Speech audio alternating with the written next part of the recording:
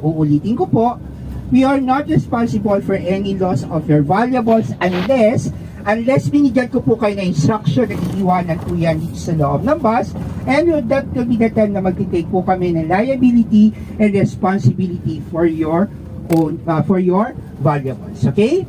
So pero hangga't hindi po ninyo naririnig na pinaiiwanan ko po yan dito, so please po, lagi po nating dadalhin. For real? Alright? So, sa mga pupuntahan po nating lugar, okay, especially po sa Gardenia at saka sa museum po sa Baraswing Church, okay, meron lamang po sila doon mga restriction with regards po sa pag-take ng picture or ng video.